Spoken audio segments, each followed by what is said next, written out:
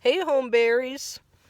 Recently, I was thinking about an episode of a cartoon, and it got me started thinking about how radioactivity is used in comic books. It seems like there are really two times you see radiation used in a comic book. One is there's some sort of disaster that needs to be prevented, like, oh, the terrorist is threatening to blow up the nuclear power plant, and so the heroes have to try to stop it. The other time is used as a plot device to give the heroes superpowers. Sometimes villains' superpowers just someone gets superpowers from radioactivity. The classic example is Spider-Man. He was bitten by a radioactive spider and he gained the spider powers. Another instance is Firestorm. I'm a fan of old school Firestorm back when he was Ronnie Raymond and Professor Martin Stein. I really haven't followed, I would say, since the 1980s run. Haven't really followed Firestorm since then, but that those classic issues are great. So I don't mind using radioactivity as a plot device to give characters powers. You have to give them powers somehow, right? And some mysterious force a lot of us don't understand is as good a way as any. I was trying to think. When was the last time you heard someone powered by electromagnetism or something like that? I'll have to research that, but that's for another time. So I don't mind radioactivity used as a plot device in comics to give characters powers. What I do object to is people who think that can happen in real life. I'm sorry to burst your bubble, but if you go to a laboratory or whatever and just open the vault wherever they keep the radioactive stuff and just grab that's not going to go well for you. Just it's better you hear it from me than on the street. Radioactivity in real life is not going to give you superpowers. I joked that I was going to have to break that news like Rick Pitino talking to the Boston Celtic fans. Just Larry Bird is not walking through that door, fans. Just have the same energy. You may think, well, wait, was there anybody who was thinking that other than maybe someone too inexperienced to know how things work? That's the thing. I don't think there are many people who would think that or do think that, but I've heard that there are scientists who think, oh, well, exposure to radiation could create... No.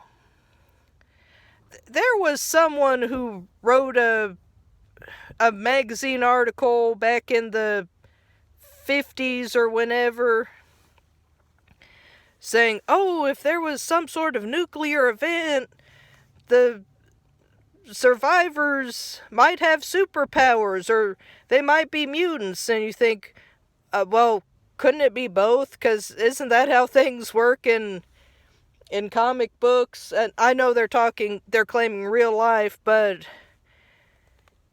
you just wonder about that. I know in comic books, if you're a mutant, oh, hey, you get a power. You're a mutant in real life, and you get, like, horseshoe kidneys and rosacea, so not as impressive.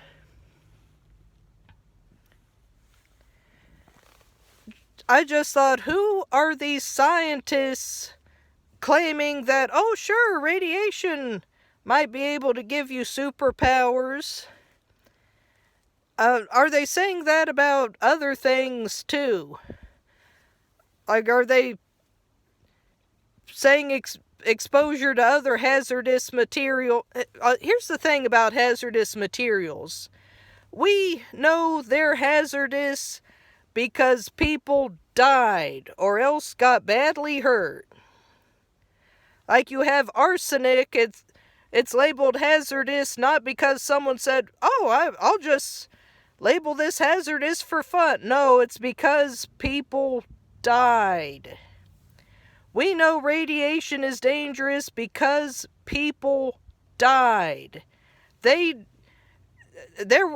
have been people who were exposed to radiation, and they were tested and examined to see the effects radiation would have on the body.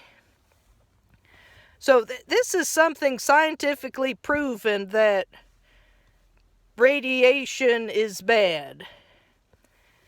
It's like you have a group of people, oh, we all agree such and such, and there's that one person, what if it isn't?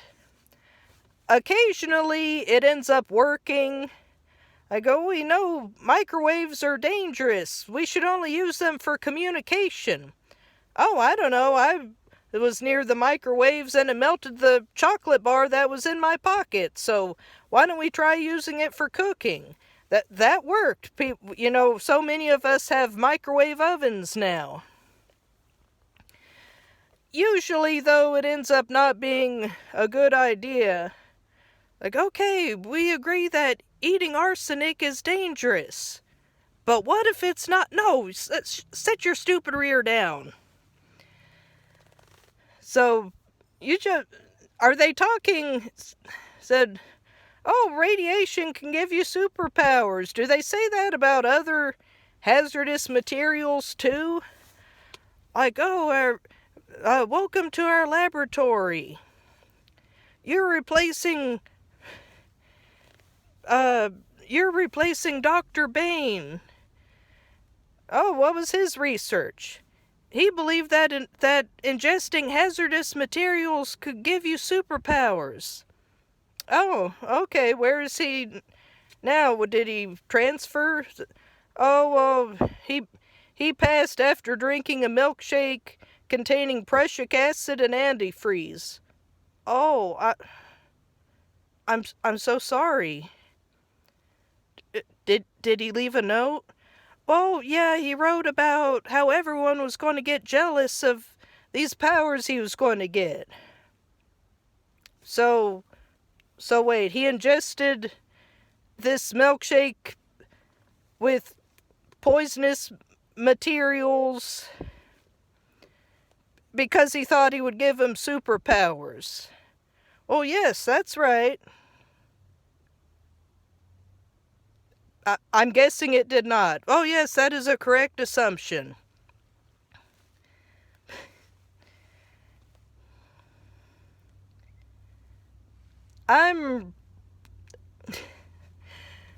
This has simultaneously gone off the rails and said exactly what I wanted to say, so I think I'm going to end it. Oh, yes, one last thing.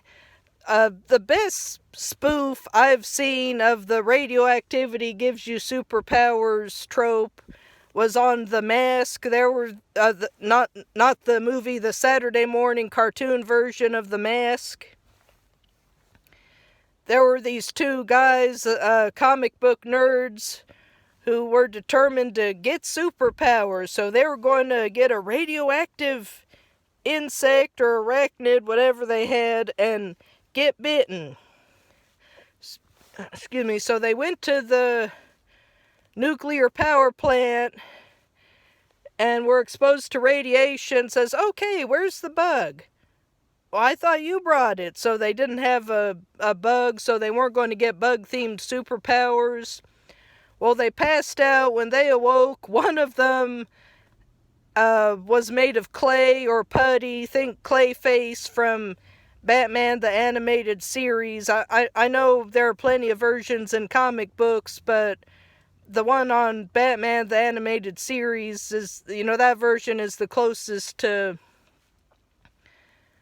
how this character was. So the one became a guy made of putty, and the other one turned into a fish. He still had his human hair, and he had his eyeglasses still, but he became a fish. You think, okay. So that was an example of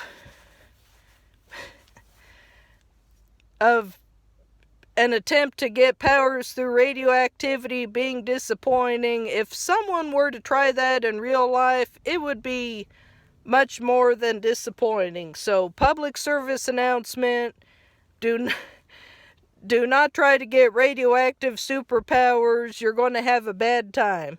Okay, have a blessed day, everybody.